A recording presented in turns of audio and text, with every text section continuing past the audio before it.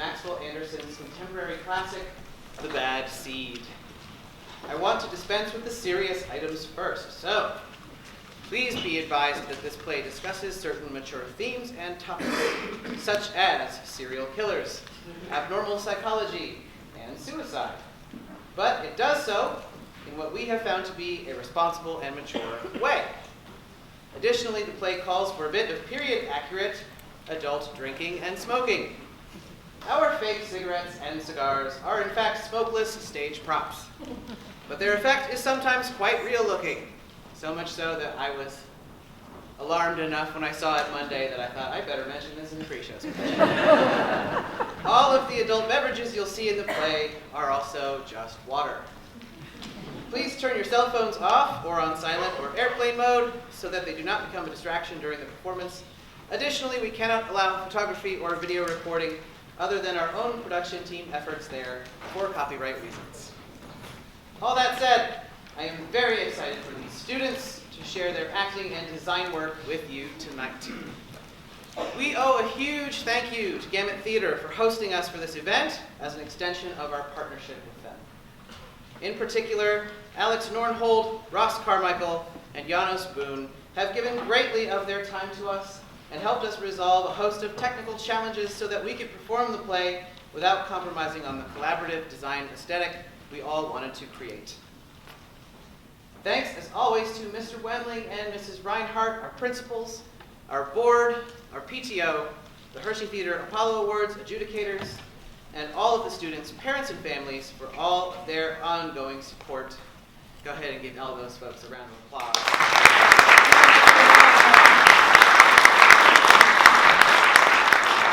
You deserve the applause too. Thank you. Thanks to these students for all their time and hard work. Let's give them a round of applause.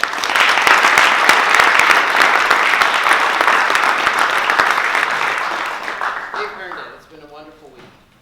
And thanks especially from me to my family and to my friend and collaborator, Kim Dickerson, our stage manager.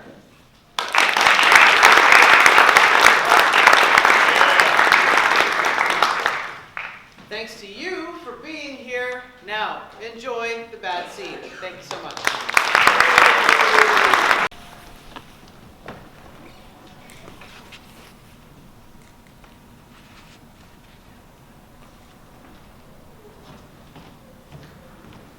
Why, morning, Rhoda. Morning, Daddy. Up and dressed and ready for the day. Wearing your best perfume? Yes, I am, Daddy.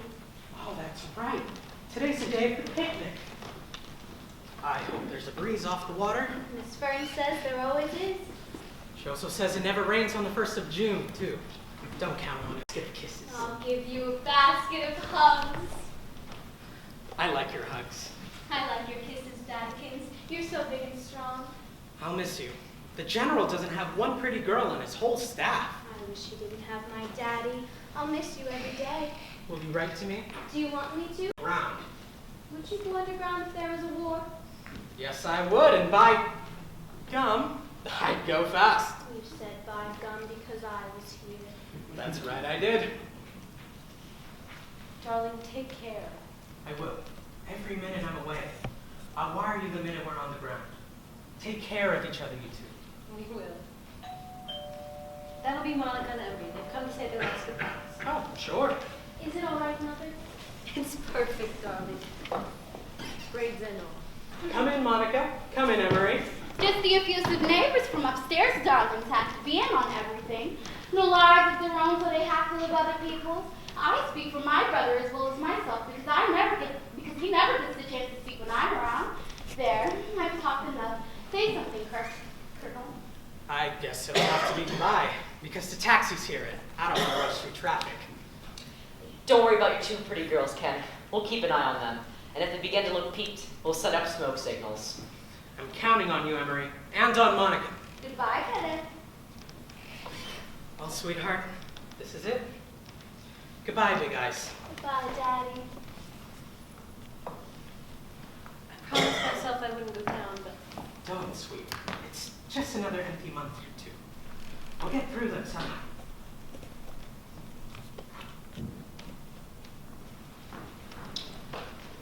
Goodbye. I'll take That? Poor boy. He hates to go, and you hate to let him go. I'm not very self-sufficient. Well, I am, and it's not so good. You're in love, both of you. You lucky characters, I wish I were. Oh, and by the way, I made some cupcakes from Miss Furnish. She's coming by to pick them up. Oh, good. But before she gets here, I have 2 little presents for you, my dear. Presents? The first is from Emery. It's a pair of dark glasses with rhinestone decorations. He said to tell you they're intended to keep the sun out of those pretty blue eyes. Now, who is this glamorous Hollywood actress? Could it be Rhoda Petmark, who lives with her 2 delightful parents on the 1st floor of my apartment home? I like them. Where's the case? Here it is. And now, for the second present, which is from me. This was given to me when I was 8 years old. It's a little young for me now, but it's still just right for an 8-year-old. However, it has a garnet set in it, and we'll have to change that for a turquoise, since turquoise is your birthstone. So I'll have it changed and cleaned, and then it's yours. Could I have both stones? The garnet too? Rhoda. But of course you may. Why, certainly. How wonderful to meet such a natural little girl who knows what she wants and asks for it. Unlike these other over-civilized pets that have to go through analysis before they can choose an ice cream soda. Aunt Monica, dear sweet Aunt Monica. I know I'm behind on the times, but I thought children wore coveralls and play suits to picnic. Now you, my dear, look like a princess in that red and white dotted Swiss. Tell me, aren't you afraid you'll get it dirty, or you'll fall and scuff those shoes? She won't soil the dress, and she won't scuff the shoes. Rhoda never gets anything dirty, though how she does it, I don't know. I don't like coveralls. They're not. You mean coveralls aren't quite ladylike? Oh, you old-fashioned little dear. Am I to keep this now? You're to keep it till I can find the stone change. Then I'll put it in my box. Leroy. Guess I'm pretty early, Miss Penlock, but it's my day for doing the windows on this side. You can start in the bedroom, Leroy. Excuse me. Morning. I like garnet, but I like turquoise better. You sound like Fred Astaire tap-tapping across the room. What have you got on your shoes? I run over my heels, so Mother had these iron pieces put on so that they'd last longer. I'm afraid I can't take any credit. It was Rhoda's idea entirely. I think they're very nice. And they save money. Oh, you penurious little sweetheart. But I'll tell you one thing, Rhoda. I think you worry too much when you're not the very best at everything. It's one reason why Emery and I thought you should have some presents today. You wanted that penmanship medal very much, didn't you? It's the only gold medal Miss Fern gives, and it was really mine. Everybody knows I wrote the best hand, and I should have had it. Excuse me, just getting some water. I just don't see why Claude Daigle got the medal. Rhoda. These things happen to us, and when they do, we must accept them. I told you to put it out of your mind. It was mine. The medal was mine. I'm sorry. I know you want to keep pawing over you. It was mine. The medal was mine. Put it out of your mind. I won't. Hey, boy, have you completely lost your senses? You spilled water on Rhoda's shoes. I'm sorry, ma'am. I guess I was just trying to hurry. Leroy! I'm sorry, Miss Breedlove. Leroy, have you completely lost your senses? I own this apartment house. I employ you. I tried to give you the benefit of every doubt because you've got a family. I thought of you as emotionally immature, torn by irrational rages, a bit on the psychopathic side. But after this demonstration, my diagnosis was entirely too mild. You're definitely a schizophrenic with paranoid overtones.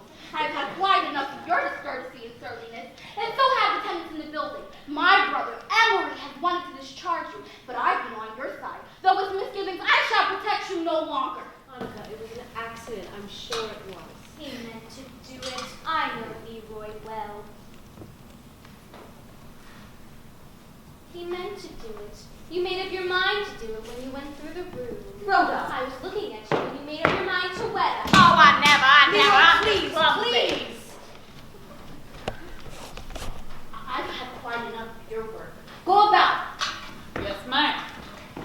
He has the mind of an 8-year-old, but he has a family, so I keep him on. That'll be Miss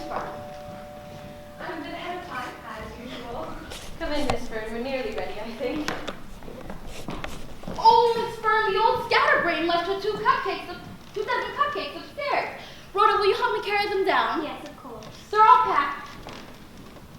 Good morning. That's a perfect curtsy, Rhoda. Thank you, Miss Fern. Rhoda is the most satisfactory pupil our school has ever had. She's never been absent. She's never been tardy. She is the only child in the history of the school who has made 100 in deportment each month in every class, and 100 in self-reliance and conservation on the playground each month for a full school year. If you had dealt with as many children as I have, you'd realize what a remarkable record that is. And she's the neatest little girl I've ever encountered. My husband says he doesn't know where she gets it. Certainly not from him or I. And she has many good qualities. She's certainly no tattletale. Oh? One of our children broke a window across the street, and we knew that Rhoda knew who it was. When we questioned her about it and told her it was her duty as an honorable citizen to report the offender, she just went on eating her apple, shaking her head, denying that she knew anything about it, and looking us over with that pitying, calculating look she has at certain times. I know that look so well.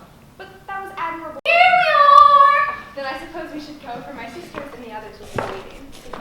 Maybe everything should. It will. Thank you. Come, Rhoda. Yes, Miss Fern. Calmly and prosperous home. Thank you. We stole time, didn't we, Rhoda?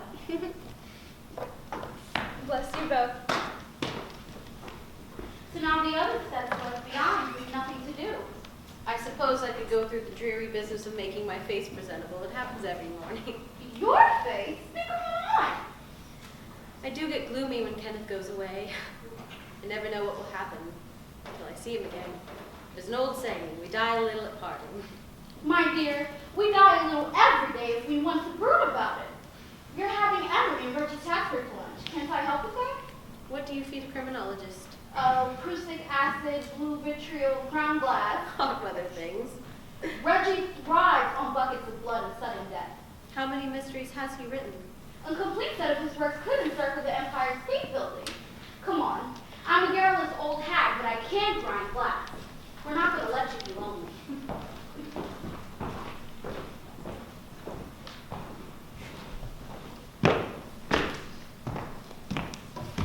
That know-it-all Monica Breedlove.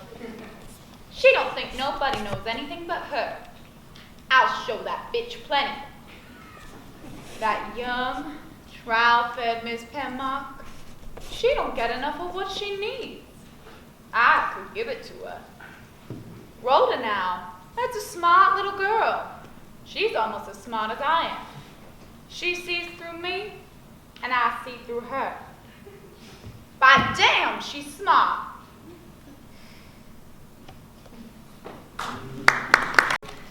No, they don't. You mean they voice doubts to make me feel better. They know I'm old enough. Well, anyways, it wasn't Dr. Kettlebach who analyzed me. It was Dr. Freud in England. Now we're all. Not that I minimize Freud's professional standing, for I consider him the great genius of our time. Dr. Kettlebach was more simpatico, if you know what I mean, Reggie. It means simpatico, if you know what that means. Freud loathed American women. Oh. Especially the ones that talked back to him. And I loathed his Germanic prejudice against feminine independence, which he couldn't conceal. Was Freud prejudiced? Indeed he was. Not consciously, you know. He just bristled when I suggested that women had more sense than men. Now, Dr. Kettlebach believed in the power of the individual soul and considered sex of only trivial interest. His mind was less literal, more mystic like my own. Monica, did the analysis do you any good, actually? Well, it broke up my marriage. I looked into the very bottom of my soul. What a spectacle. When I came back, I asked Mr. Breedlove for a divorce. He didn't oppose it, so I decided what I always really wanted was to make a home for my brother. And I don't think dear Emery appreciates it, but what woman? I can stand anything except talk of your analysis and analyzing of your friends and me. I don't want to look into the bottom of my soul. I can understand that perfectly. We're all so sensitive about these things. Now I've come to the conclusion that Emery is a larvated homosexual. What does larvated mean? It means covered with a mask, concealed. It means something that hasn't come to the surface as yet. You can say that again. If I'm a homosexual, they'll have to change the whole concept of what goes on among them. Yes, where do you get that idea, Monica? Pure association. The best evidence of all. Emery's 52 years old and he's never married. I doubt if he's ever had a serious love affair. How would you know if they're serious? Well, let's look at things objectively. What are Emery's deepest interests in life? They are baseball games, murder mysteries in which housewives are dismembered, fishing, canasta, singing in male quartets. How does Emery spend his Sunday evenings? He spends them on a boat with Reggie and other men, fishing. And are there women present on these occasions? There are not. You're damned right there are not. You're also shocked, aren't you? Well, actually, homosexuality is child of incest. Dr. Kettlebomb considered it was all a matter of personal preference. Now, I'm perfectly frank about myself. Subconsciously, I have an incestuous fixation on Emery. It's not normal, but that's just the way it is. Thanks a million, little sister. Couldn't we talk about something normal? Like murder? Anybody mind if I smoke a cigar? No. Let's wax away from the table and have our tea over here. What are you trying to prove, Emery? We've run through sex. Let's try homicide. Reggie, you're the expert. Any changes for the better? All right, I'll oblige. I've been collecting data on Mrs. Allison lately. News Budget wants an article on her, though I can't say she's a very flaming subject. Just an unimaginative nurse who decided she was in the position to kill folks off for their life insurance. Ran through quite a list, too, before anybody suspected her. Was this recent? Well, last year and the year before. She'd be going still, only she was too stupid to vary her poisons, with the results that all her victims had similar symptoms. Nausea, intestinal pain, burning throat, and convulsions. To say nothing of the conventional life insurance policies made out to the old girl with the arsenic. Please, I do not like to hear of such things. You don't. No. Now that's an interesting psychic flaw. Why would Christine dislike hearing about murders? I've always had an aversion to violence of any sort. I even hate the revolver Kenneth keeps in the house. You dislike the revolver more than the poison. I hate them both. Well, maybe if you name something, we can get at the root of the anxiety. Just say it, no matter how silly it may seem to you. Oh, nonsense, Monica. Reggie, tell your story. Christine and I will associate. Well, the rest of the story goes like this. Towards the middle of May last year, Mrs. Allison was visiting her sister-in-law's family. She got there in time for lunch, and her niece Shirley reminded her that she had promised to bring her a present for her birthday. Mrs. Allison was so upset about forgetting that she ran to the local store and bought candy and soft drinks for the family. Do you think of anything? Absolutely nothing. But you must think of something. I suppose at that time I was thinking of how dedicated the Fern sisters were to my father when he was a radio commentator. I don't think I understand that. How do you know this? They told me when I entered them into the school. Your father was Richard Broadwell, right? Yes. I thought so. The whole nation was devoted to him during the last war. Yes, I listen to Bravo every evening. Is there more to the story, Reggie? Well, when Mrs. Allison returned from the store, she had brought her niece a present. It was 10 cents worth of arsenic. You still do not think of anything. This time it was even sillier. I thought of how, when I was a young child, I always thought I was adopted and that the Bravos weren't my real parents. Oh, you poor innocent darling. Don't you understand that the changeling fantasy is the most commonest of all childhood? I too believe I was adopted. Always. But no evidence. Only that I dreamed it. What kind of dream? Monica, must I tell my dreams too? I'd much rather hear the murder story. Well, then I guess I'll continue. When Mrs. Allison did return from the store, she opened a bottle of sarsaparilla for her niece. Watched the little girl's convulsions for an hour. Now, Christine, without thinking, name your second association. No editing, no skipping. As I said, it was about when I was adopted. Reggie, go on with your Mrs. Allison rushed to town on an urgent errand. She had forgotten to pay the current premium on the policy on Shirley's life, and this was the last day of grace. Stupid.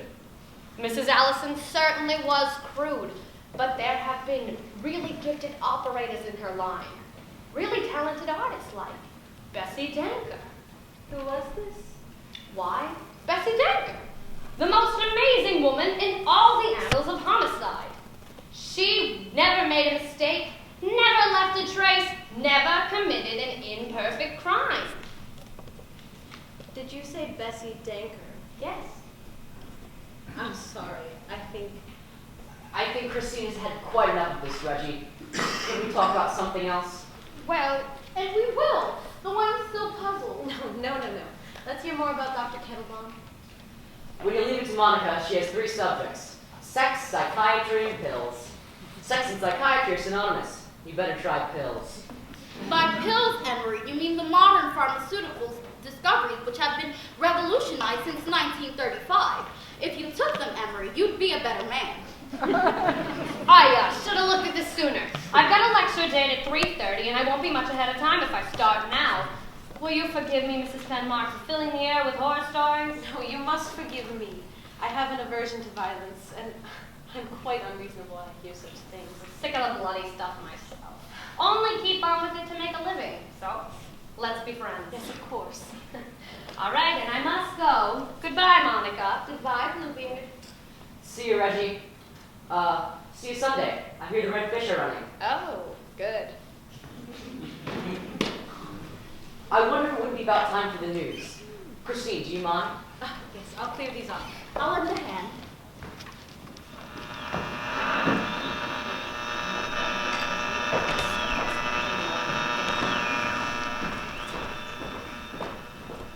Nothing more important has happened for many years in the field of foreign affairs.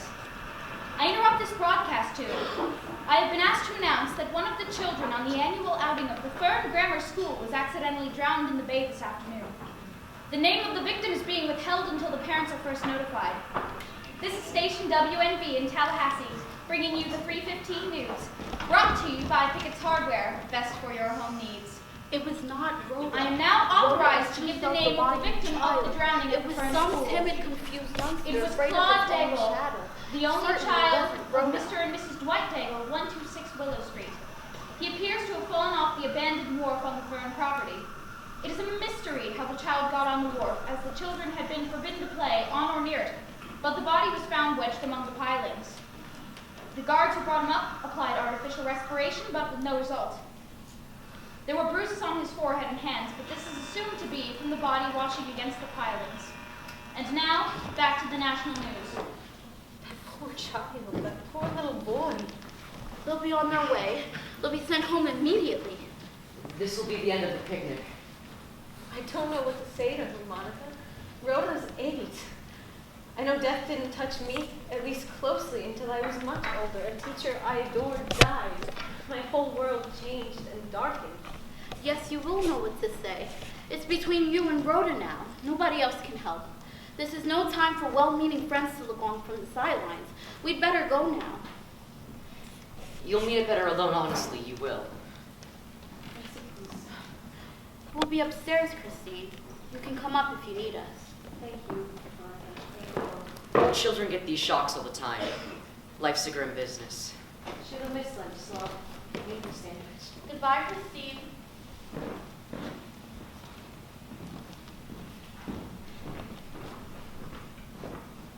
Really didn't have her lunch because Claude Daigle was drowned. I know. It was on the radio. He was drowned, so then everyone was rushing and calling and hurrying to see if they could make him alive again, but they couldn't. So then they said the picnic was over and we had to go home. I'm glad you're home. So could I have a peanut butter sandwich and milk?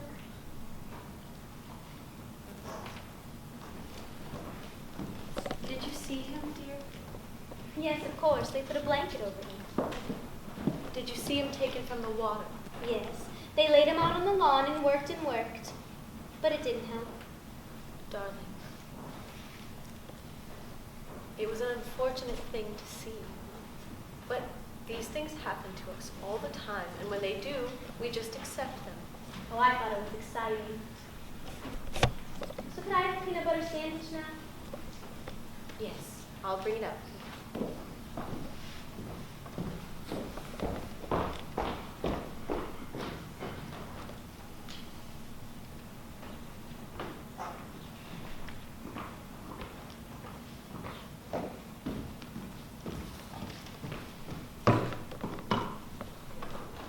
Darling, you're handling yourself very well, but just the same, it was an unfortunate thing to see and remember.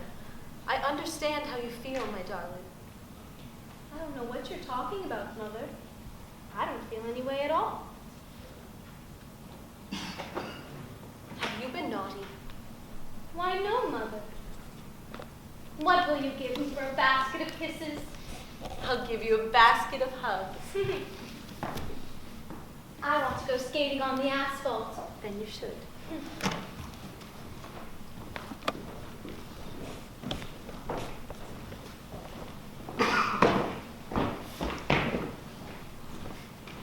How come you go skating and enjoying yourself when your poor little schoolmate's still damp from drowning in the bay? Looks to me like you'd be in the house crying your eyes out. Either that or burning a candle in a little blue cup at church. Bye, Mother. Bye, Rhoda. Ask me and I'll say you don't even feel sorry for that little boy. Why should I feel sorry? It was Claude Daigle got drowned, not me.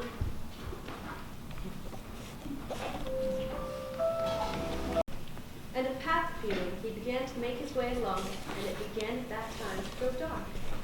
The knight had not gone more than a dozen paces before he saw beside the path a beautiful lady who laid out a fair damask cloth under an oak and set thereon cates and dainties and a flagon with 2 silver cups. Mommy, Yes, why aren't you reading? I was just thinking, I suppose. What about? The accident? Partly, and about my telephone call. The lines are busy. What are cakes and dainties? Little cakes, I think. Oh.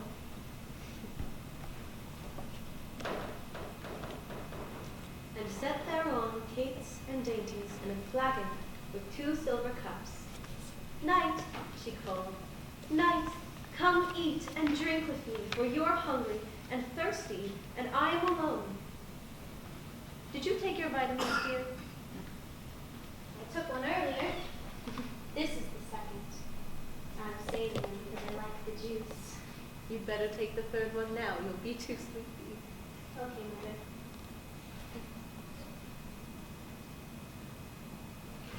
There.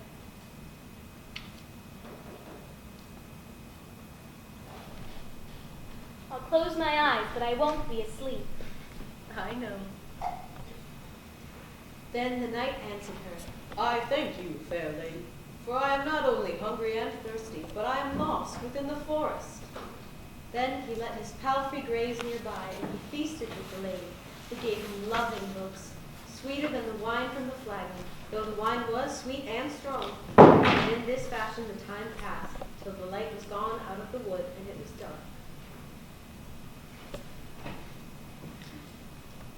The knight heard the music of the hautboys softly playing, and he perceived that a fair pavilion stood nearby under the oak trees, lighted by a torch at the entrance. And he knew that the pavilion had not been there in the daylight, but had been created out of darkness by magic. Rhoda. Rhoda.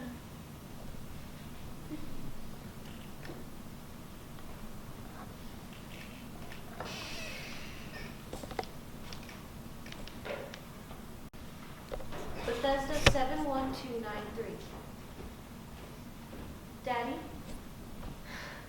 Oh, Daddy, I'm so glad I found you at home. I've been trying to get to you all week. Daddy, you said in your last letter that you were coming to Tallahassee. Well, that's rather close to here. Do you think you could come visit? Daddy, could you make it soon? Could... No, we're both well. You saw Kenneth at the airport? How is he? Tell him I love him and I miss him very much. But Daddy, I really must speak to you. You know that reoccurring dream I used to have when I was a child? Well, I'm beginning to have it again and again, and I know what the Freudians say, but even they say that your dreams can't come from anyone's past but your own. No, no one. It's something I dream. All right, I'll be here. Goodbye, dear.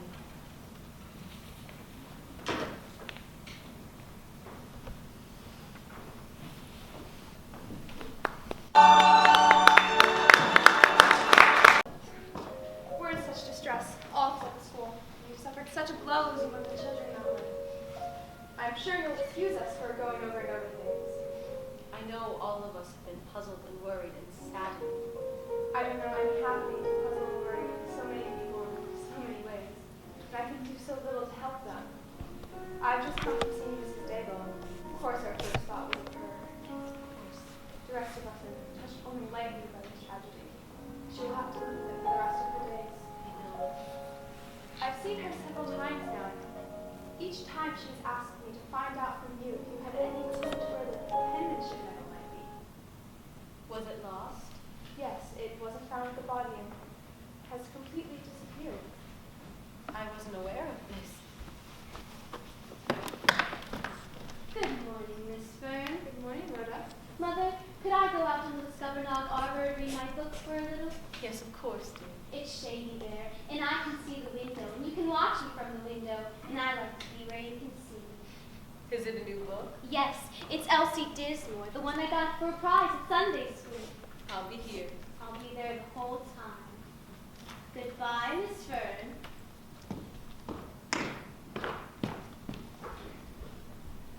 It did occur to me that Rhoda might have told you a detail or two which she hadn't remembered when she spoke with me. You see, she was the last one to see the Daigle boy alive. Are you sure of this? Yes. I hadn't For about an hour after we arrived at the estate, one of our older children came on Rhoda and the Daigle boy at the barn of the grounds.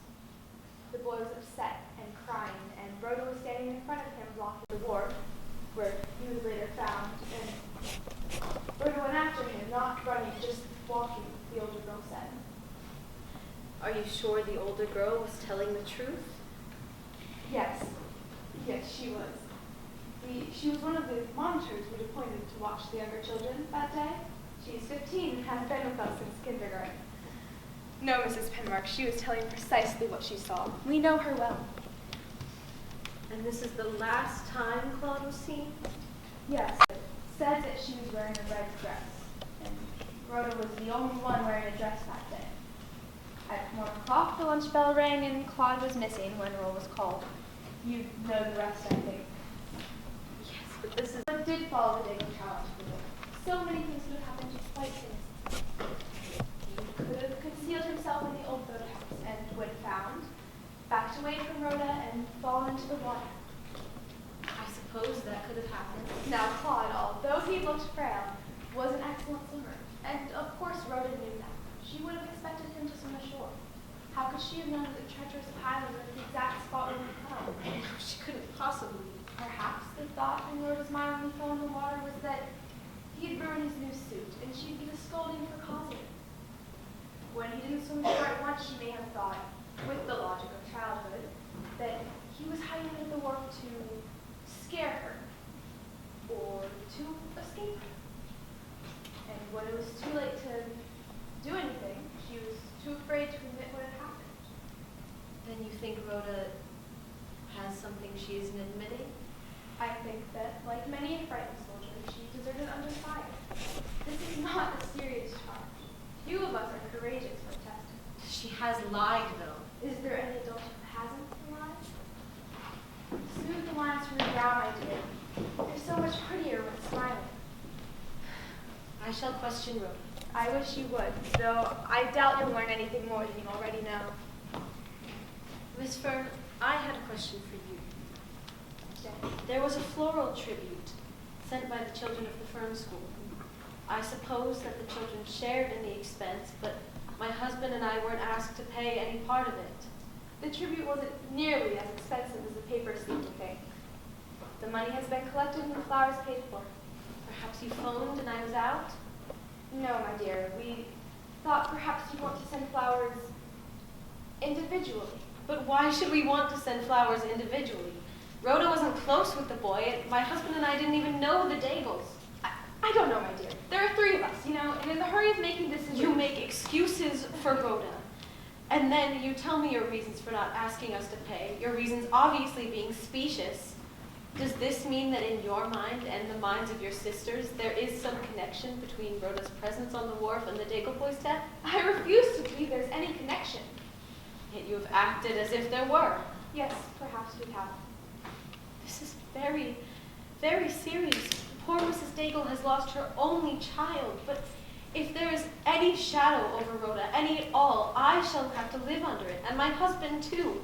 And Rhoda would not be happy in your school next year. No, she would not. And since she would not, it would be as well as to make up her minds now that she will not be there.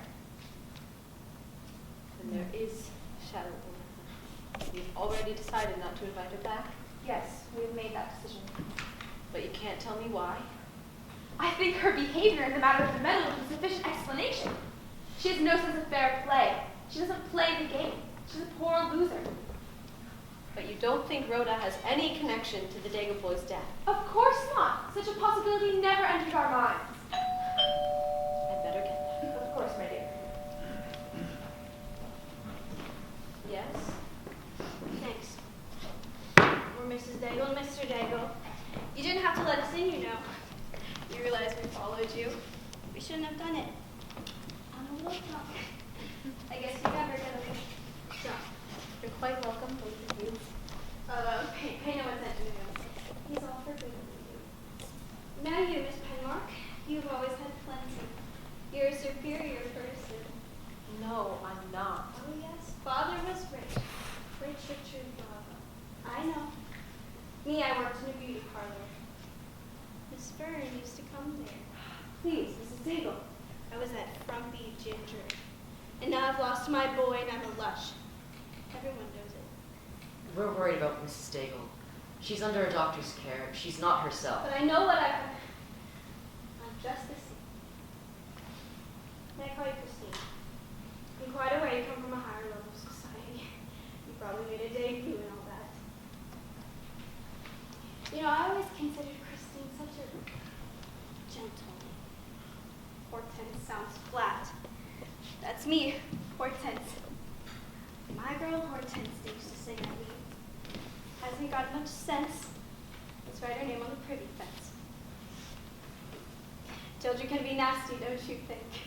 Please, Hortense. You're so attractive, Christine. You have such exquisite taste in clothes. Of course, you have amples of money to buy them with. What I came to see you about. I asked Miss Fern how did Claude happen to lose the medal, and she wouldn't tell me a thing. I don't know, Mrs. Daigle, truly. You know more than you're telling. You're slywood because of the school. You don't want the school to get a bad name, but you know more than you're telling, Miss Butter wouldn't melt Fern. There's something funny about the whole thing. I've said over and over to Mr. Daigle. He married quite late, you know, in his 40s. Of course, I wasn't exactly what the fellas call spring chicken either. No, we won't have your children, no more.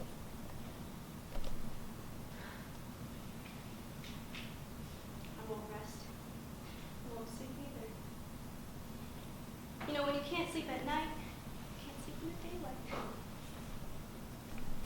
I lie and look at the water where he went down.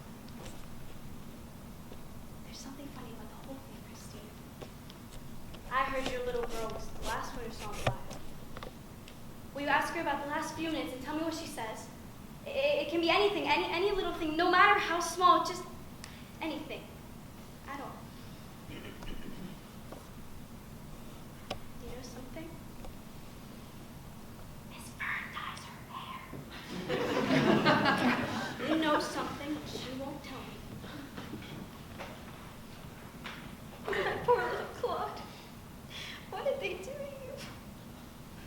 ask Rhoda, Hortense. If only I knew. Somebody took the metal off his shirt, Christine. It couldn't have come off by accident. I pinned it on myself. It had a clasp that locks in place. God, it was no accident.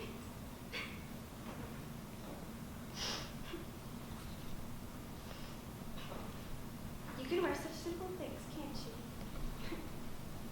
I could never wear simple things. I couldn't even buy them. When I got them home, they didn't look so simple. He was such a lovely, dear little boy. You know, he used to say I was his sweetheart. He said he was going to marry me when he grew up. I used to laugh and say, you'll forget me long before then.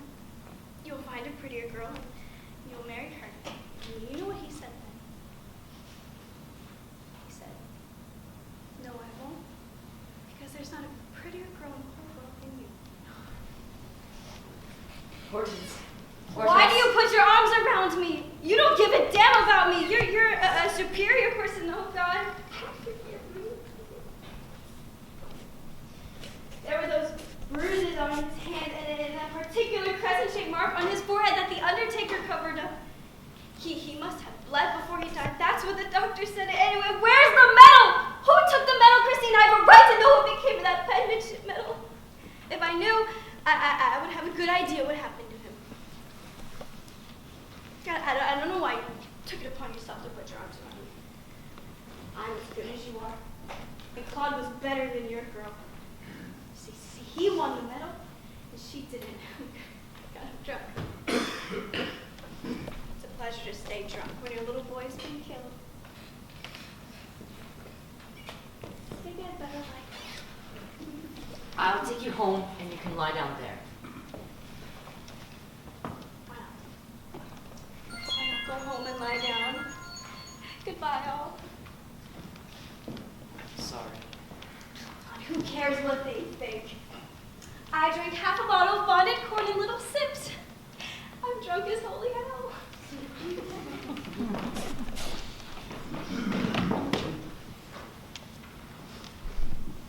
Poor woman. I've tried to think of any little thing I could to tell her, but nothing helps. Nothing will ever help. Yeah. Well, I'll be getting back to you. Thank you for bearing with her and with me. I shall question Rhoda. I know nothing I can do will help that poor woman, but I'll do what I can. We all have to do what we can. Goodbye.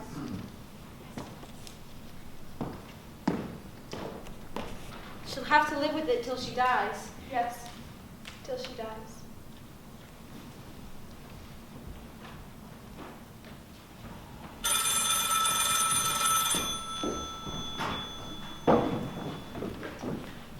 Hello? Kenneth, darling, I'm so glad you called. I missed you so much. The boy who drowned? No, Rhoda's her usual self. She's out reading a book. Yes, I just waved to her. Do you really, darling? I wish you would come home soon. 4 weeks is a long, long time. Kenneth, I love you. All right, darling, don't be late. Goodbye. Yes, Christine, the fluttery one was a typically inane conversation, but I do have an errand this time, not just Gab. Come in, please. It's Rhoda's locket I'm using as an excuse. I've actually found a place where they'll clean and change the stone in one day. They didn't agree to this unusual effort without a little pressure. In fact, I had to threaten. Not actually. You don't know the old busybody. She uses pressure, influence, bribery, blackmail, and I had to pull them all on Mr. Payson. He said that this little job would take at least 2 weeks. I'll get the locket. I know where she keeps it. And I told him if he were as busy as all that, I'd be happy to revise my estimate of the contribution towards the community chest this year. Anyways, you found it. Yes. Oh, the little dear, she keeps her treasures so carefully, it's kind of a miserly delight. Shall I wrap it for you? No, I'll just drop it in my purse. Oh, Christine, only do forgive me for bursting in and rushing out. No, no ceremony, please. Ceremony? Just plain pragmatism. Goodbye, Christine. Bye, Monica.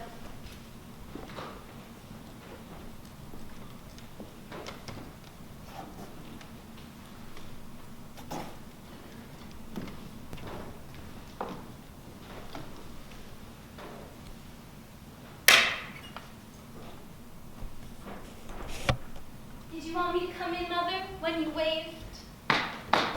So you had the medal after all. Claude Daigle's medal. Where did you find it? How did the penmanship medal happen to be hidden underneath the lining of the drawer in your desk? I want to know the truth. When we move into our new house, can we have a scuppernong arbor, Mother? Can we, Mother? It's so shady and pretty, and I love sitting under it. Answer me. And remember, I'm not as innocent about what went on at the picnic as you might think. Miss Fern told me a great deal, so please don't bother to make up any story for my benefit. How did the medal end up in your desk? It certainly didn't get there by itself. I'm waiting for your answer. I don't know how the medal got there, Mother. How could I? You know. You know very well how it got there. Did you go onto the wharf during the picnic at any time? At any time? Yes, Mother, I went there once. Was that before or after you were bothering Claude? I wasn't bothering Claude, Mother. What makes you think that?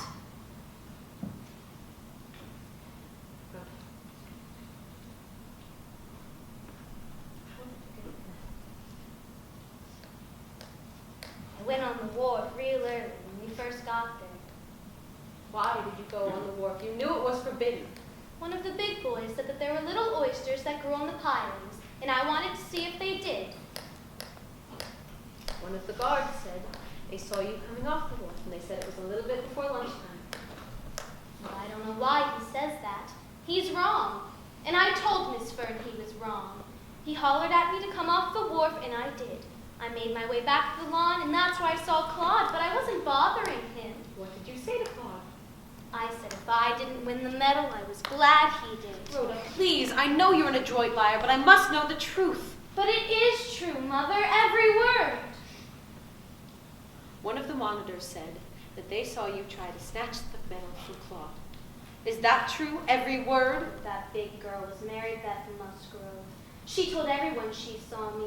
Even Leroy knows she saw me. You see, Claude and I were just playing a game we knew. He said if I could catch him in 10 minutes and touch the medal with my hand, it was like prisoner's space. Then he'd let me wear the medal for an hour. How can Mary Beth say I took the medal? I didn't. She didn't say you took the medal. She said you grabbed at it, and that Claude ran away down the beach. Did you have the medal even then? No, Mommy, not then. How did you get the medal? Well, I got it later on. How? Claude went back on his promise, so I followed him up the beach. He stopped and then said that if I gave him 50 cents, he'd let me wear the medal for the day. Is that true? Yes, Mother. I gave him 50 cents and he let me wear the medal. Then why didn't you tell that to Miss Fern when she questioned me? Oh, Mommy, Miss Fern doesn't like me very much. I was afraid she'd think bad things of me if I told her I had the medal. Rhoda, you knew Mrs. Daigle wanted me. You were not. I've got the prettiest mother. I tell everyone I've got the prettiest mother. If she wants a little boy that bad, why doesn't she just take one out of the orphan's home? Rhoda! Rhoda, get away from me. I don't have anything to say to you. Okay, Mother. Rhoda. When we lived in Baltimore, there was an old lady who lived on the floor above us. Her name was Mrs. Clara Post, and she liked you very much. Yes. You used to go up and visit her every afternoon. She liked to show you all of her treasures. Your favorite one was a little crystal ball with opals floating in it. She promised this to you when she died. One day when you were alone with the old woman and the daughter was out getting groceries, she somehow fell down the spiral back stairs and broke her neck. You said that she heard a kitten mewing outside, and she went to check on it, and slipped and fell 5 flights to the courtyard below. Yes, Mother, it's true. You then went and asked the daughter for the crystal ball, and it is still hanging above your bed. Yes. Did you have anything to do, anything at all with the Daigle boy's death? What makes you ask that, Mother? Come here. Look me in the eyes and tell me the truth. I must know. No, Mother, I didn't. They don't want you in the Fern School next year. Okay. I'm going to call Miss Fern and ask her to come over. But she'll think I lied to her. You did lie to But her. not to you, Mommy, never to you. Hello? Fern School. Yes. Miss Claudia Fern, please. No. No message. What would you say to her, Mother? Can't be true. Can't be true.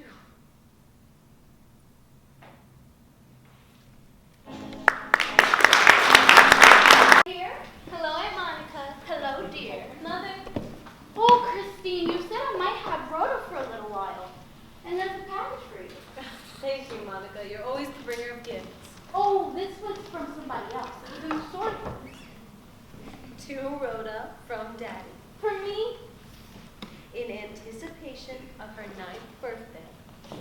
what does anticipation mean? Looking forward to it. Not to be opened till. Well, it's a long time to wait, but I will. Did you hear her? She's such the perfect old-fashioned little girl. She said she'll wait. Don't worry, there's more in Daddy's writing. Open when you get it, there'll be a real one later. So then he wants me to open it now. Yes, that should be opened in the kitchen, Rhoda. Okay, Mother. All it needs is to be slit down the side with scissors. Okay. She's such a perfect little girl. Every time I look at her, I just wish I had such a perfect little girl. She's not wanted in the Fern School next year. Why? She's a poor sport, doesn't play the game.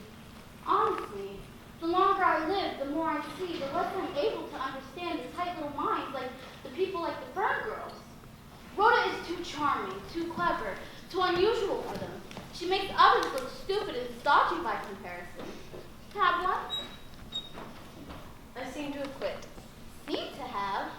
Good God! If I were to quit, you would hear the repercussions from New Orleans. I string along with St. Paul. It's better to smoke than to burn. By the way, could Rhoda have dinner with me tonight? Yes. I was thinking of having Reginald Reginald asked her over for cocktails. There's some writing I want to ask him about. Fine. There's no reason why Rhoda should listen to his talk about his strychnines and belladonna. Rhoda, you're gonna have dinner with me tonight. I am? May I bring my new puzzle? You surely may. Is that what it was? I think it must be the best jigsaw puzzle in the whole world. Leroy. Oh, Leroy, there's a lot of Excelsior. He'll take care of it. Yes, surely, ma'am. Go bother sweeping the kitchen, Leroy. I'll get it. Let him sweep it up, dear. It's a map of Asia with all the animals. I have an aversion to cobras, but it's Freudian. There's a lot of this stuff scattered around, Miss Benlock. Let him sweep it up, dear. I need to go check on my simmering meat sauce. Is it spaghetti? It is. Approved. My favorite. Come up when you're ready, dear. Miss Benlock? Yes, this is her door. Western Union for you, dear. Thank you. You're welcome.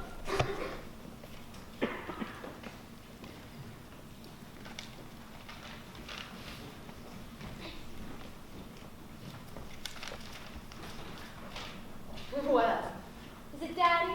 not your daddy this time. Mine. Grandfather? Yes, he's coming here. He can sleep. I think Monica has an extra room. I'll run up and ask her. I'll be right back.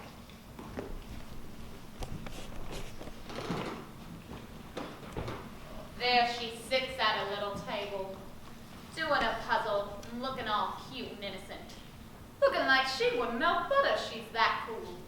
She can fool some people with that innocent look she can put on and put off when she wants to, but not me. Not even part ways she can't fool me. She don't want to talk to nobody smart. She likes to talk to people she can fool. Like a mama, Mr. Breedlove, Miss Emery. Go empty the Excelsior. You talk silly all the time. I know what you do with the Excelsior. You make a bed of Excelsior in the garage behind that old couch and sleep where nobody can see you. I've been way behind the times heretofore, but now I got your number, miss. I've been hearing things about you that ain't nice. I've been hearing that you beat up that poor little Claude in the woods, and it took all 3 defense sisters to pull you off him. I heard you run him off the wharf. He was so scared. You tell lies like that, you won't go to heaven when you die. I heard plenty. I listen when people talk.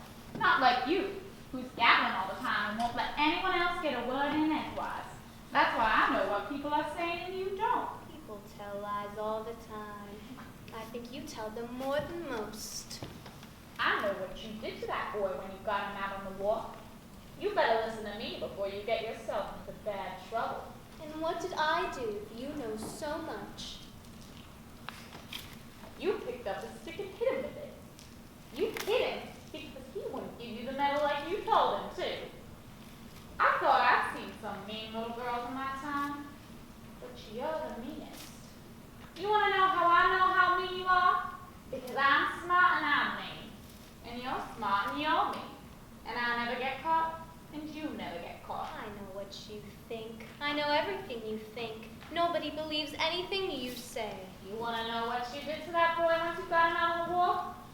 You jerked the metal off his shirt. Then you rolled that sweet little boy off the wharf among them pilots. You don't know anything. None of what you said is true. You know I'm telling the God's truth. You know I got it figured You out. figured out something that never happened. And so it's all lies. Now go take the Excelsior down to the garage and sleep when you're supposed to be working. You ain't no dope. That I must say. And that's why you didn't leave that stick where nobody could find it. Oh no, you got better sense than that. You took that bloody stick and you washed it off good. And then you threw it in the woods where nobody could see it. I think you're a very silly man. It was you who was silly, because you thought you could wash off blood. And you can't. Why can't you wash off blood? Because you can't, and the police know it. You can wash and wash, but there will always be some left. Everyone knows that.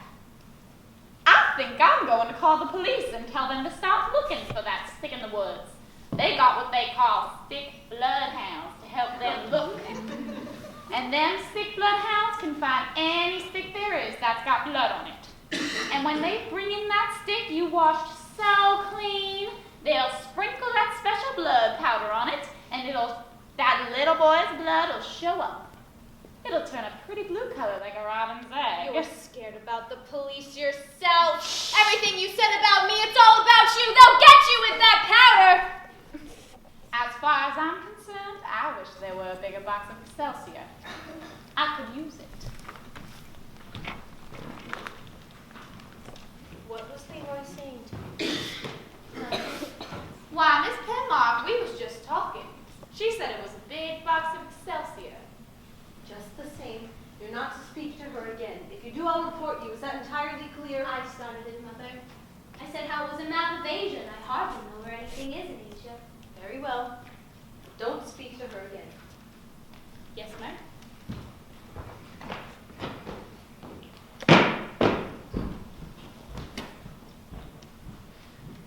You're really working in the dark here.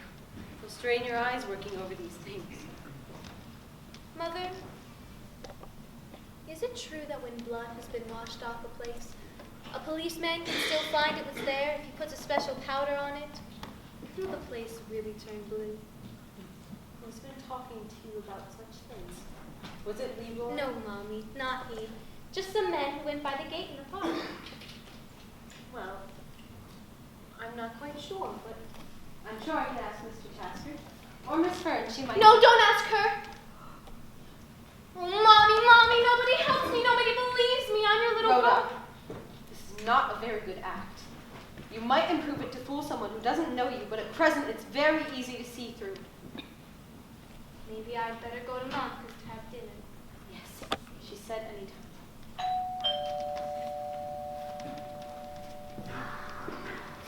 Mr. Tasker, good evening. Good evening. This is my daughter, Rhoda. Oh, hello, Rhoda. Isn't she a little sweetheart? Thank you. Ah, now that's the kind of thing that makes an old bachelor wish he were married. I'm having dinner upstairs. The loss is all ours. You can go now, Rhoda. Yes, Mommy. That's a little ray of sunshine, that one, isn't she? I've seen her stormy. No doubt. But she's going to make some man very happy one day. Just that smile. Since I called you, I've had a wire from my father. He said he might perhaps be coming tonight. Bravo's coming. Yes. Now that's a man I've always wanted to meet. Well, he said perhaps he'd be in time for dinner. Ah, perfect.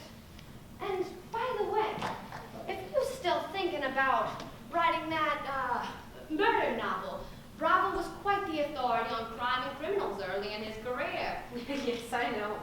He could probably help you more than I could. He practically covered all the horror cases from Leopold and Low Bond. What'll you have? Gin and tonic. Good. Me too. You see, the question I had wanted to ask you, well, it was more of a psychological question, and I doubt that it has been answered, if it has been, till recently. I may not know all answers. Well, what I was thinking was, do children ever commit murders?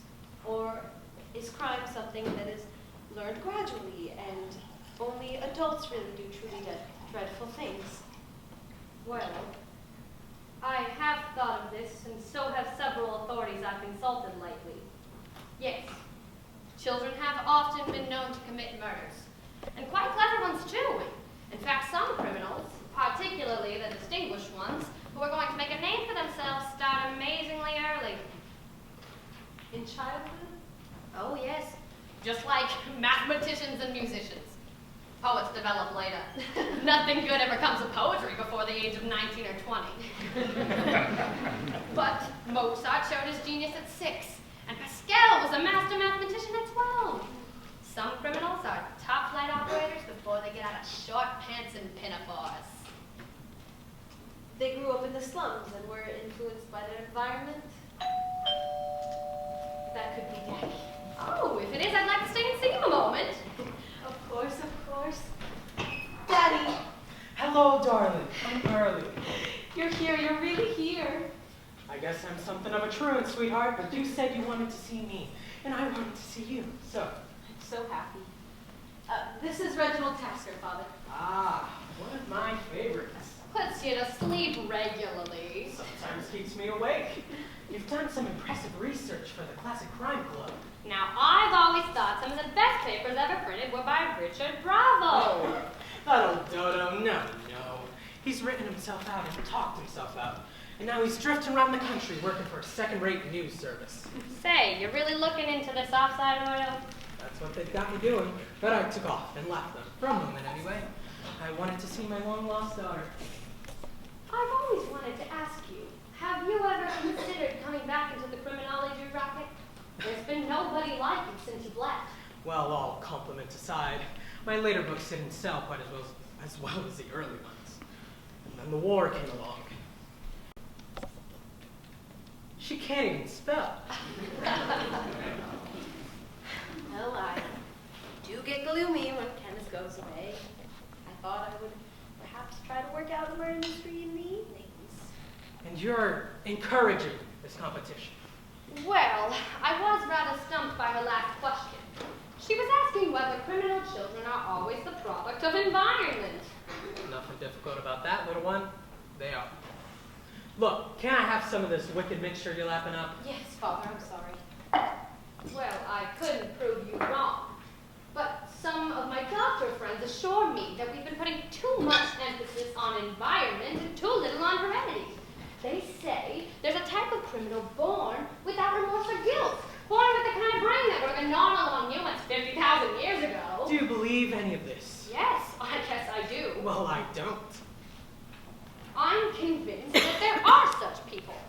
only a few, and certainly very unfortunate, who are incapable from the beginning of acquiring a conscience or moral structures. It's no feeling for right or wrong, no remorse or guilt. I've heard such assertions, but never found any evidence behind them. If you encounter a human without pity or morals or compassion, it's because he grew up where these things weren't encouraged. That's final and absolute. This stuff you're talking is Tommy rot. Do your doctor friends have any evidence? Well, they can't prove it yet, but they say there are such people. They say there are children born into the best families, with every advantage of education and discipline, that never acquire any moral scruples. It's as if they've been born blind, and you couldn't expect to teach them to see. Do they look like brutes? Are you sold on this? I want to know. Some do, but often they present a more convincing picture of virtue than normal folks.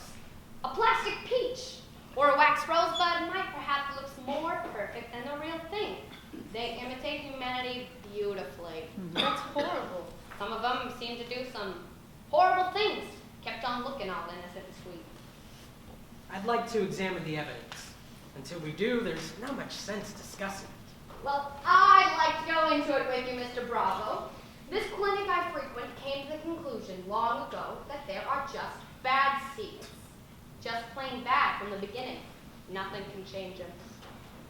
This favorite murderess of yours, the one that you were talking about a few days ago, is she an example? Bessie Danker. Was she an instance? Well, she could have been. The murder started so early in her vicinity. She earned the sobriquet of the destroying angel in early childhood. Then she began young. Oh, yes. She earned the title later when news of her whole career came out, but she was lethal and accurate from the beginning. One of her most famous murders involved the use of a deadly amanita, a mushroom known as the destroying angel. Some clever reporter transferred the term to her. In fact, it was a colleague of Mr. Bravo's, unless I missed something. It may have been. I don't know. How did she end? Well, Mr. Bravo, you should know more than I do. I've forgotten the whole thing. Put it out of my mind. I'm in oil now. Yes, but how did she end? Well, there's the mystery. By the time the authorities got really roused by her case, she disappeared. Just seemed to vanish from the Middle West. The fellow who knows the most about her maintains that she went to Australia. Similar beauty emerged in Melbourne with the name Beulah Demarest. So if it was the same person, she wouldn't have to change the initials on her linen and silver. How could she kill so many and leave no trace? You know, Mr. Bravo, you wrote a famous essay listing most of her methods. Surely you know more than I do. I've dropped all that. Haven't read. Studied not only drugs and toxins, but the lives of those she wished to kill. Murders were made knowing the lives of the victims in mind. Now, it's practically impossible to prove a murder when the victim dies of rattlesnake poison in western Colorado. Too many diamondbacks about. And tetanus can be picked up in just about any bar, and she made use of such things. It all came to a sudden end when she was indicted and took off her parts unknown, leaving no trace. But wasn't there a child? A little girl? Never heard of one? That must be a recent addition to the myth. Was she ever found out here? Not in this country. 3 juries looked at that lovely, dewy face and heard that melting, cultured voice and said, she couldn't have done it. She wasn't convicted. No, not guilty. 3 times. Did she have an enchanting smile? Dazzling, by all accounts. And she was doomed. Doomed, absolutely, to commit murder after murder, until somehow or other she was found out. She'd have been better off if she died young. And society would. Yet, sometimes I wonder whether these malignant brutes will be the mutation that survives on the earth in this age. This age of technology and murder for empire. Maybe the softies will have to go and the snake-hearted will inherit the earth. I'm betting on the democracies. And so am I. But we live in an age of murder. In all of history, there have never been as many murders as in our century. Out of all the murders from the beginning of history to the 1900s, and then from the 1900s to today, and our century wins all alone. And on that merry note, I should take my leave, for I meant not to bother. I've been lecturing. You've got a highly questionable theory there about heredity. I'd like to go into it with you when there's more time. Let's do that the next time I'm in town. Good. And I'll say goodnight, Miss Penmark. I'm afraid the pleasure's been all mine. No, don't. I'll call you early in the week. Good, I'm always about. Good night, sir. Good night, Mr. Tasker. Are you really planning to write something? I was just asking questions. You said you saw Kenneth in Washington? Yes, he's looking well. As well as possible when a fellow's hot, sticky, tired, and most of all, lonesome. Yes. We'd planned on going somewhere this summer, then plans change. Am I looking too close, or is there something heavy on your mind? Does it show on my face? Everything shows in your face. It always did. I'm not sure that there's anything on my mind necessarily. I always feel so much better in the room. You've always had that effect on me, and you have that same effect now. To tell you the truth, you were magic for me. I'd always wanted a little girl, and you are everything a little girl could be for her dad. But, Christine, what did you want to ask me that night you phoned? Yes, well, let me think. Do you want another drink? Yes, I guess I will. Let me fix something. Will you have more gin and tonic? No, thank you. And speak up, darling. It's between us, whatever it is. Well, my landlady here is a bit of an amateur psychiatrist, a devotee of Freud, constantly analyzing. I know the sort. You're to meet her. Her name is Breedlove. She's offered a wonderful room for you to stay in. You were going to come out with something. Yes, well, what I was thinking of made me think of her. I confessed to her that dream I have about being adopted and the fact that I don't think that my mommy is really my mother and the father I love so much is really my daddy. What did she say? She said it was the commonest fantasy of childhood. It certainly is common. But I still can't shake the feeling that you're not really mine.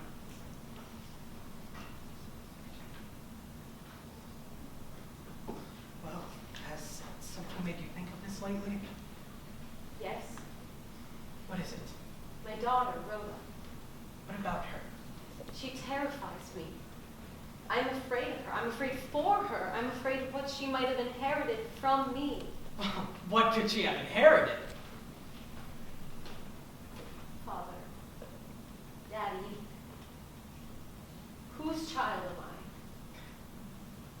am I? Mine. Daddy, don't lie to me. It has gone beyond where that will help now. I told you about the reoccurring dream I have, and I'm not sure it's actually a dream. Whose child am I? For Rhoda's sake and for mine, please tell me the truth. What has Rhoda done? I don't know, but I'm afraid. It cannot be inherited. It cannot! Father, you're not well. I'm all right. Just give me a glass of water. Perfectly well. A trace of fibrillation once in a while. Quite normal my age. Thank you. And with fibrillation... Room. I suppose my brother must have died. I awake feeling a sense of terror, and I know that I can't stay there. So, in the moonlight, I crawl out the window into the weeds below and hide in the weeds beyond the first orchard. I don't remember much other than that I was thirsty and I was eating the little yellow pippins that fell from the tree. And I can hear my mother some distance away calling my name. But I don't respond because I'm afraid. Is it a dream, Father? Is it really only a dream? What name did she call? It was Ingold. Ingold. You remember that name? Yes, I do. Ingold. Ingold Denker. Denker, Father. Denker, you took me out of that household, that place, that awful woman, my mother. It was the neighbors that found you after your mother had vanished. Where she went, I never knew, nor did they. But she had quite a fortune by that time, and something had panicked her. So she quickly got away, leaving one child, an astonishingly sweet and most beautiful little thing, with the most enchanting smile I've ever seen. I was working the case on a Chicago paper when I wired my wife to join me. We couldn't resist you. I wish you had left me here. If the neighbors had found you and saved you, would you rather have stayed with them? No, Daddy, you know I wouldn't. You've been the perfect father to me, but It doesn't touch you. I wish I had died. I wish it. It hasn't mattered where you came from. You've been sweet and sound and loving your entire life. You've given me more than I could ever happen. It does not happen. Excuse me, please. Rhoda has eaten, tired of her puzzle, and now she wants a book. We haven't even started yet. Oh, and I haven't met Mr. Bravo. How do you do? I'm Monica Breedlove, the analyst. You know what us newspapermen are like. Crusty, bitter, irascible. If you can put up with me, you're a saint. Granddaddy. Rhoda! Isn't she perfection? Next to Daddy, you lift me up beds. Why are you staring? I want to see your face. Now I'll tell you. I want Rhoda for dinner every night. These pen marks are the most enchanting neighbors I've ever had. Tell me, didn't you write the fingerprint series? I'm afraid I was guilty of that about 20 years ago. I read the first volume to pieces and wept over it until the parts I loved were almost illegible. And then I bought another. I finally met my public. I don't disappoint you. I like the way you read books to pieces. It's good for the road. I think it's time for us to get there. Maybe I should find my room and get ready for the evening. I'll take you up if you'd like to go now. If you'll be so kind. It's on the floor above. We'll be back, Christine.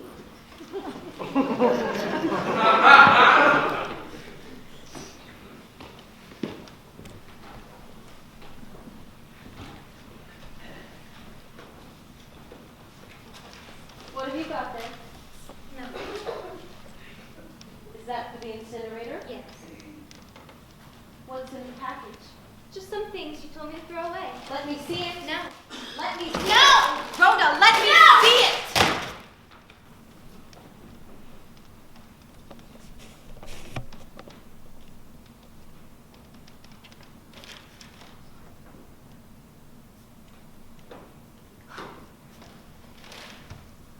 You hit him with those shoes, didn't you? You hit him with those shoes. That's how the half-moon marks got on his forehead and hands. Answer me. Answer me! I hit him with the shoes, Mother. I had to hit him with those shoes. What else could I do? Do you know you murdered? It was his fault. If he'd given me the medal like I told him to, I wouldn't have hit him. Tell me the whole story. Start from the beginning and tell me the truth.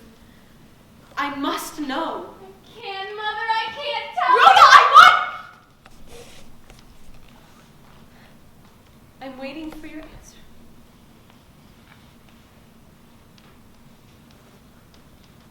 He wouldn't give me the medal like I told him to, that's all. He tried to run away from me and hide on the wharf. But I found him there. And I told him I'd hit him with my shoe if he didn't give me the medal. But he stopped and he shook his head and said no, so I hit him the first time, Mother. He took the medal off and gave it to me. What happened then? Tried to run away. So I hit him a second time, but he kept on screaming and making a noise, and I was afraid somebody was going to hear him, so I kept on hitting him, Mother! that time. And he fell into the water.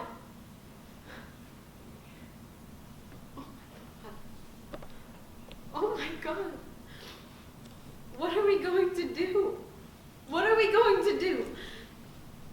Oh, I've got the prettiest mother.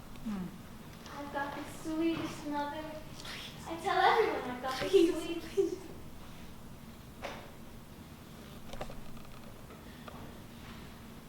How did the bruises get on the back of his hands?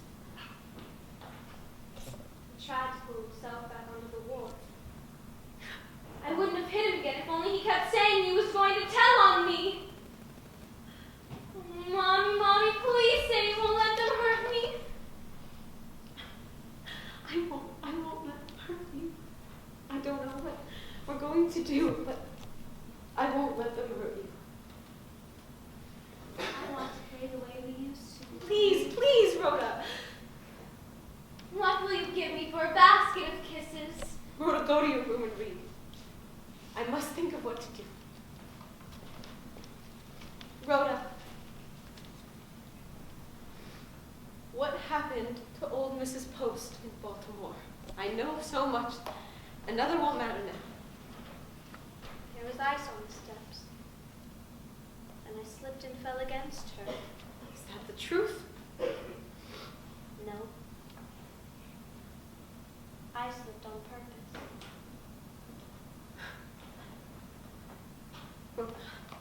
Take the shoes and put them in the incinerator. Burn them! Take them and put them in the incinerator now! What are you going to do with the metal? I don't know. You won't give it to Miss Fern? No, I won't give it to Miss Fern.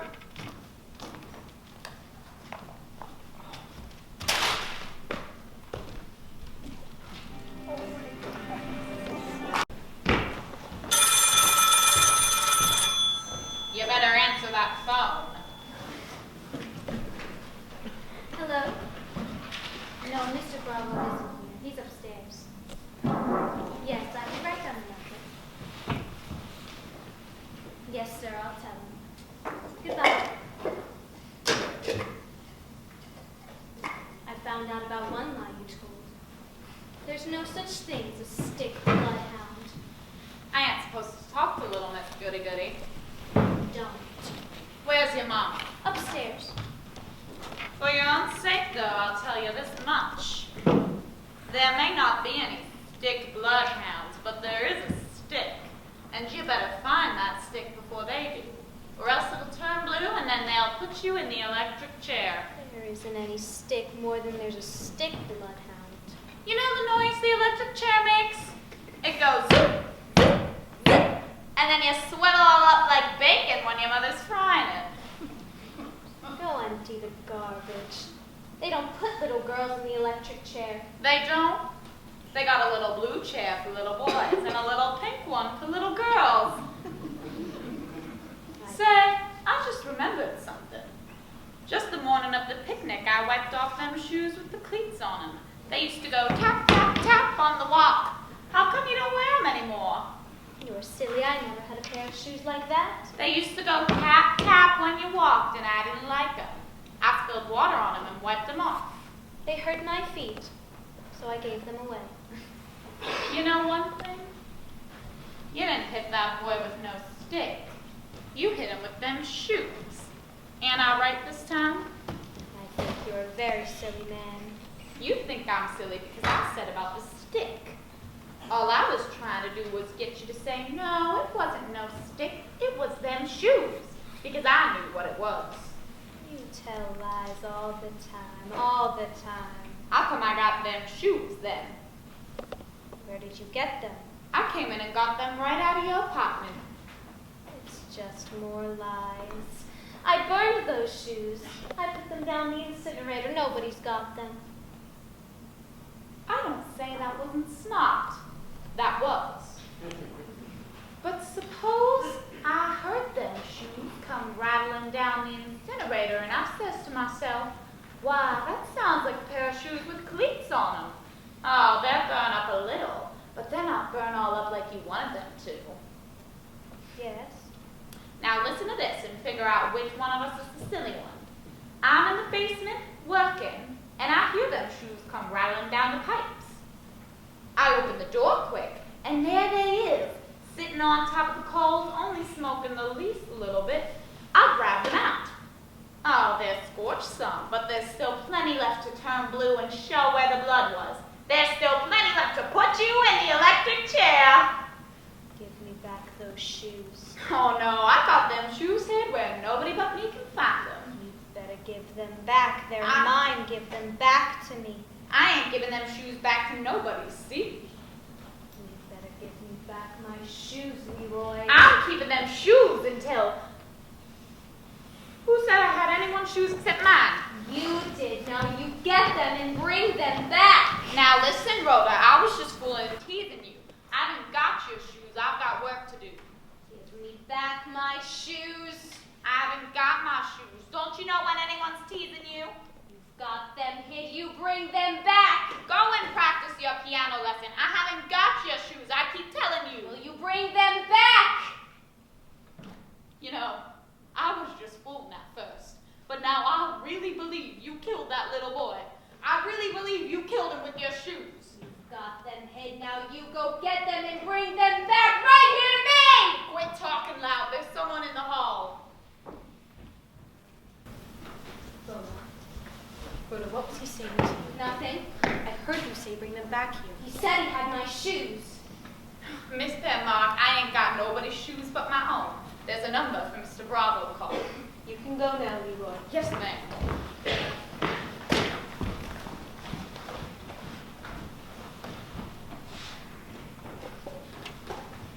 Daddy, there's a number for you. Oh, thank you, sweetheart. Look what I've got for you, Rhoda. Turquoise. Thank you, Aunt Monica. And here's the garnet, too.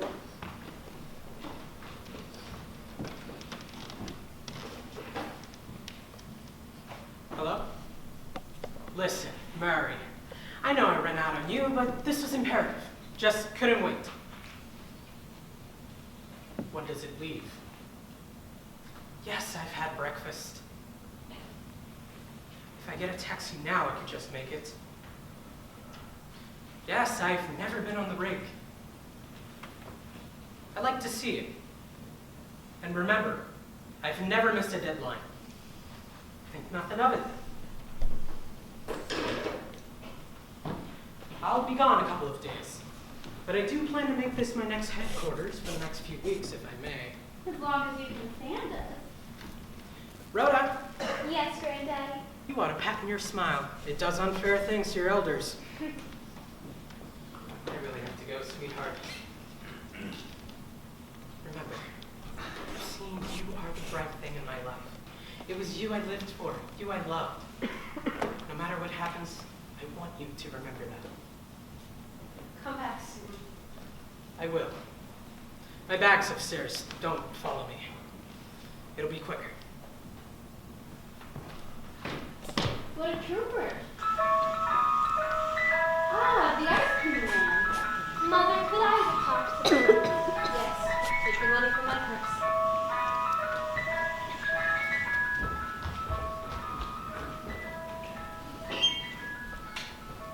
It is hot today. Yes, the streets seem deserted.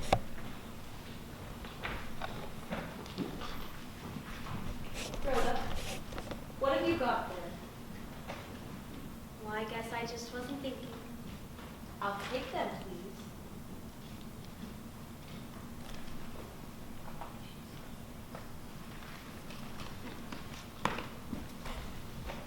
Christine, you don't want me to find nosy and ridiculous, but you haven't been yourself lately. It's as if something's dragging you down. Does it show to other people? Expert on politics? Does she make a mess for him among the office building?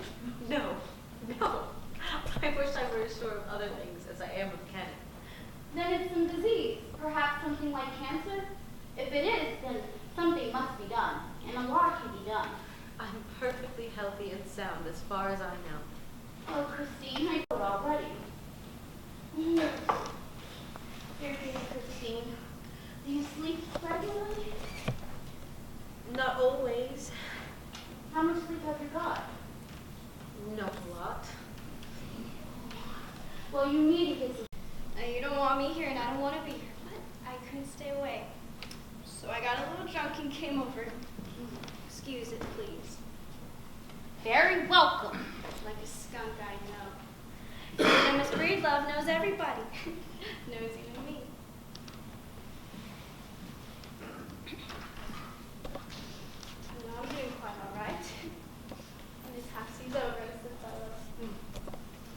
I just came to talk to a sweet little girl. You know, she was one of the last to see my club alive. I know. Where do you keep that perfect little lady who was last to see my club? I thought I would just hold her in my arms and we'd have a nice talk and maybe she'd remember something. She's not there now. I don't see her. She's a perfect little lady. Never gives any trouble, that's what I heard. Have you got anything to drink in the house? Anything at all. I'm not the fussy type. I prefer bourbon and water, but anything will do. Oh, ain't we swank. Really Plaza and Astor. I just came to talk to your sweet little girl. She knows something, all right. I've called Miss Fern on the I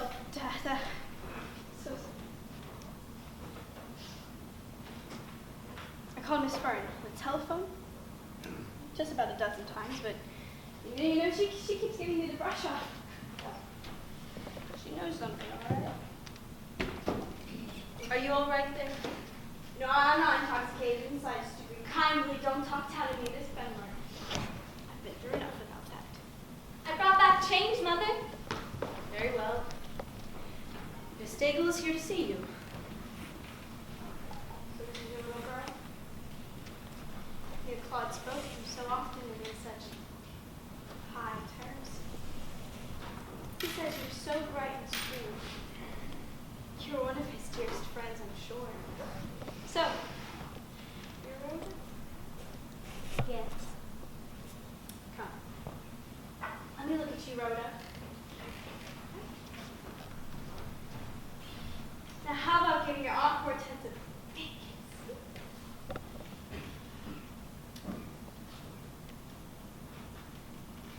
You were odd on that accident, weren't you, dear? The little girl who was so sure she was going to win that penmanship medal nurse. But you didn't win it. What did you do? Claude won the medal, didn't he? Now, tell me this. Did you say Claude won the medal fair and square?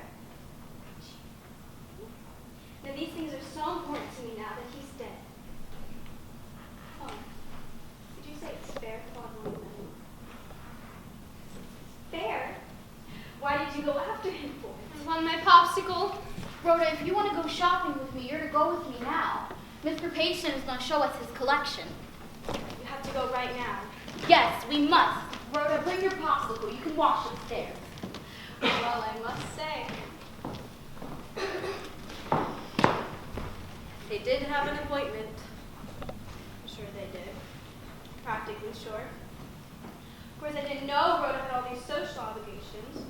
I thought she was like any little girl who stayed home and minded her mother, traipsing all over town with these social obligations. Sorry I interfered, Christine, and I offer my deepest apologies. I'll apologize to Rhoda too when I can have an interview with her. Haven't interfered at all. I wasn't going to contaminate Rhoda in the slightest degree, I assure you. Hello? Yes, Mr. Daigle. Yes, she is here. All right. Goodbye. Did you tell him I was drinking and making a spectacle of myself?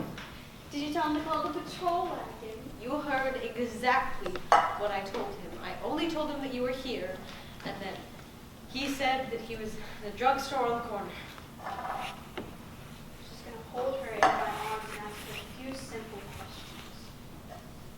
Perhaps another time would be better. You think I'm lit. But I'm not lit in the slightest degree, I assure you. Rhoda knows something. You'll pardon me for being presumptuous. Talked to that guard, remember? It was a long, interesting conversation. He said he saw Rhoda on the wharf just before Claude was found among the pine leaves. She knows something she hasn't told our Rhoda.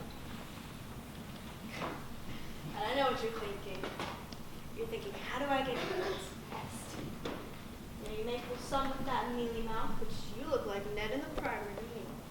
Perhaps you shouldn't come here again. I won't come here again for $1 million laid out in the line. You know, I wouldn't have come this time if I'd known about Rota's social obligations. I won't wait for Mr. Jekyll. I'll go home by myself. I know where I'm not wanted, and I'm not wanted in a place where people have all these social obligations, if you get what I mean. You know, you're looking sort of sick and sloppy. Come by my place, and I'll give you a free beauty treatment if you press for ready cash. It won't cost you a nickel.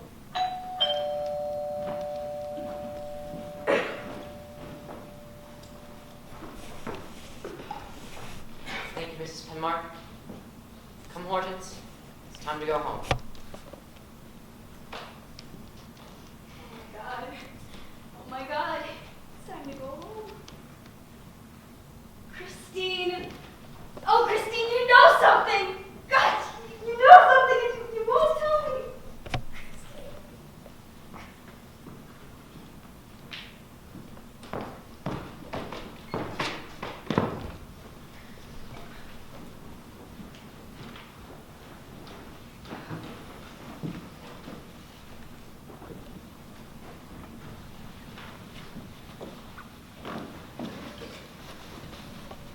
Operator? I'd like to call Washington, D.C., please.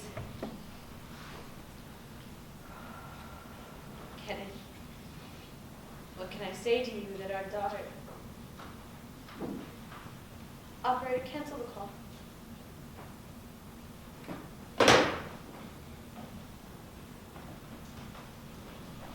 Good. She's gone. I know I shouldn't take things into my all too capable hands, but I couldn't let her claw Rhoda any longer. And I fear I've loosened discipline just a little before I let Rhoda go down for another popsicle. Did she want another? That's quite unusual. She was quite eager to do so, and she's not one of these fat and self-indulgent little blobs, so somebody shouting fire. It sounded close by. Fire! Fire! Rhoda, who is that? Henry! I don't know, Mother. It sounded as if there were a fire. I don't think so, Mother. Fire! Fire! Fire! Fire! Garage door! I'm going to break down the garage door! There's a man in there! Fire! Fire!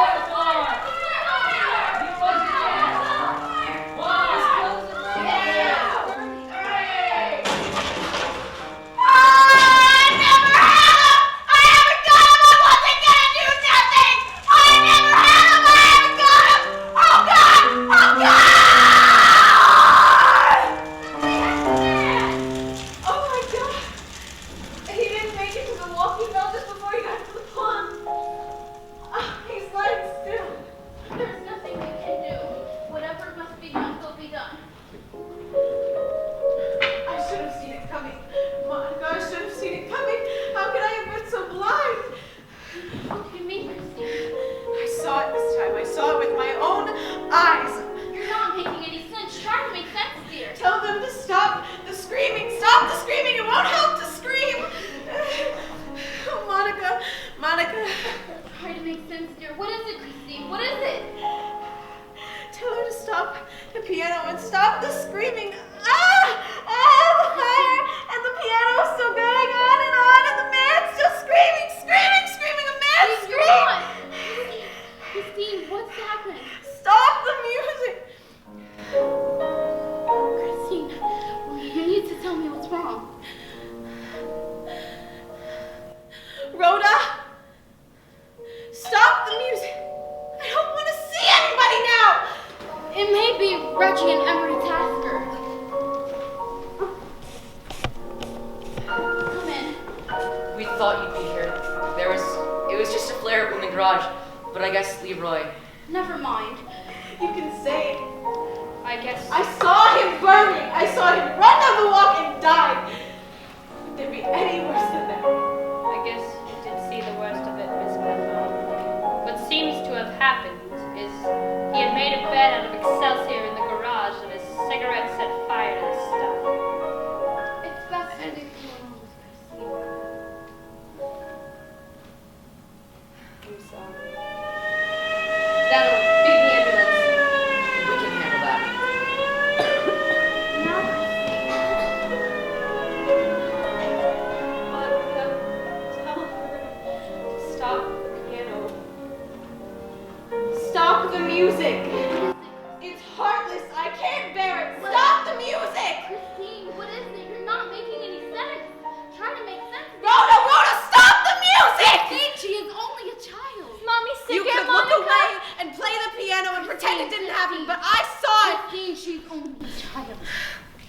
I saw it. Try to be sensible. Christine.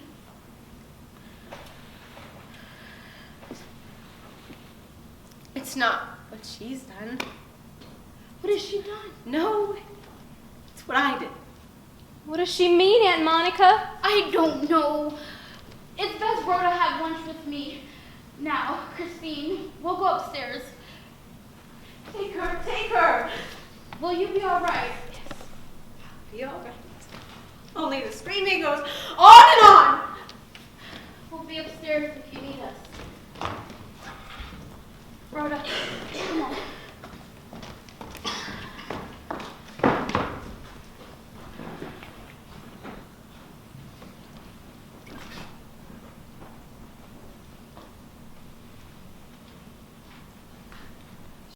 Yes. They're a new kind from Monica. Okay, Mom. I think Monica likes you.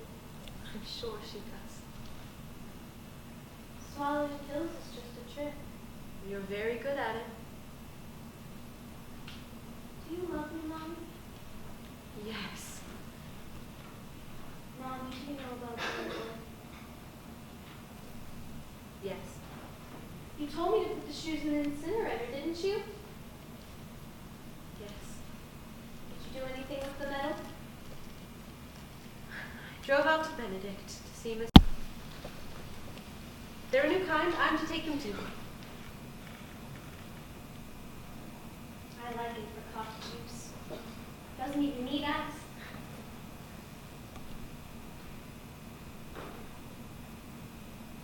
Mommy, I took another box of matches.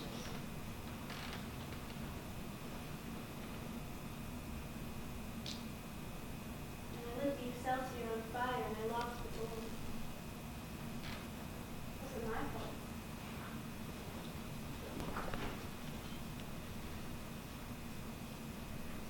It was Leroy's. He shouldn't have said he was going to tell the police on me and give them my shoes.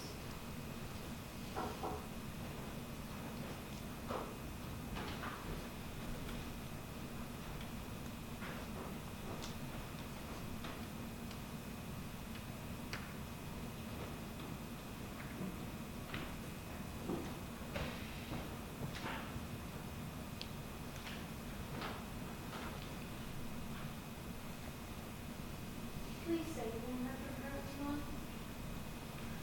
I won't let them hurt you.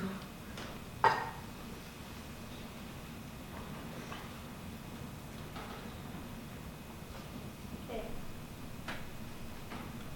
Now will you kiss me? Yes.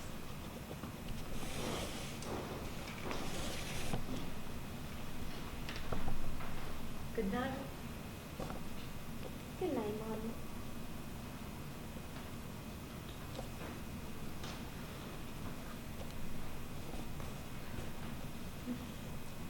When Polly was all dressed, she found her shawl and crept very quietly out of the room and out the front door. The door creaked and she waited and listened, but nobody woke up. She closed the door carefully and looked at the bright moon and the shining cold snow. The Carters must have a tree. They lived 2 blocks away, and if they left the curtains open, you could look in and see it. If only there weren't any dogs.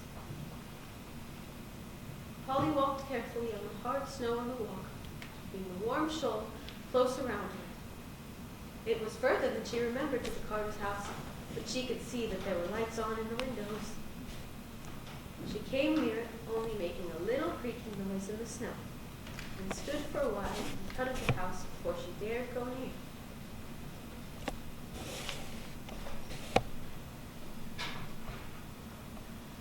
Then she gathered all her courage and walked across the yard, her shoes sinking through the crust.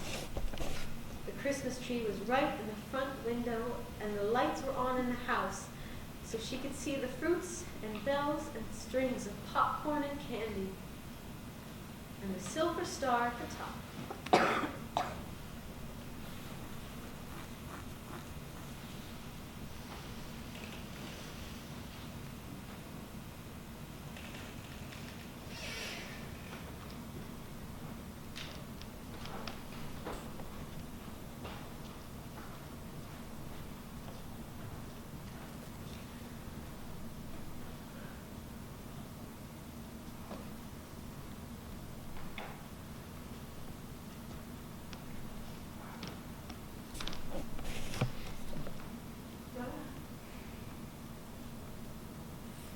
Rhoda. Dear. You're mine. I carried you and I can't let them take you away. They would put you in some sort of an institution. Nobody can save you from that unless I save you. So sleep well. Dream well. My child. The one I love. I shall sleep too.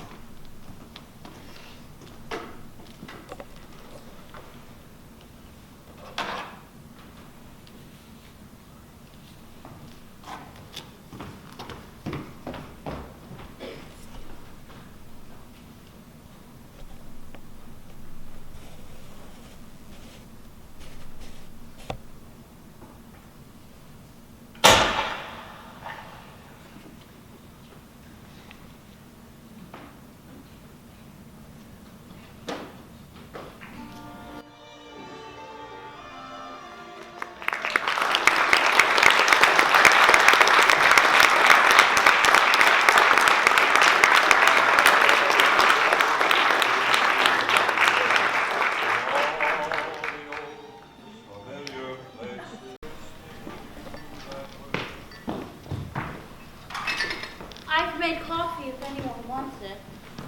That's a thought. I'm in favor. Kenneth, coffee? No. Thanks, Monica. Now I must face living without her. Somehow I could almost believe she was still with me, till they lowered that coffin into the earth, and I knew I'd never see her face again. Now the earth is empty, and I'm empty. She's left us all feeling pretty much the same way. And why did she do it? Why in God's name did she do such a thing? She wasn't unhappy when I left. Monica, she was closer to you than anyone else lately.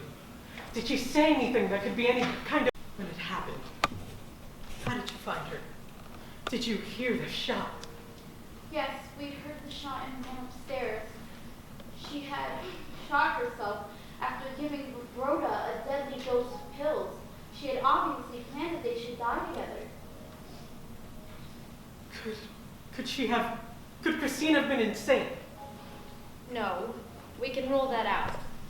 I talked to her just recently, and her comments were completely level-headed. She somewhat shuddered at my murder stories.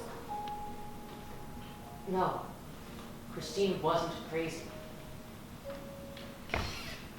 I don't know how I'll live. I don't know that I will. I guess nothing helps. Nothing. I don't think it's much good without Christine. The army and a promotion and a career. It was Christine that kept me afloat, not any of that. She was a wonderful girl.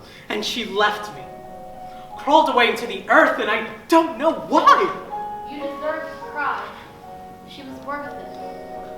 Kenneth, you have a lot to be grateful for. If we had not heard the shot, we would have lost Rhoda too. Rhoda! Daddy!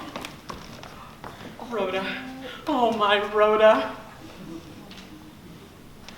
Did you like it, Daddy? We played it just for you. There's still a little bit of Christine left in you. It's in your smile. I love you, Daddy. Now, what will you give me for a basket of kisses? For a basket of kisses. Oh, my darling, I'll give you a basket of hugs.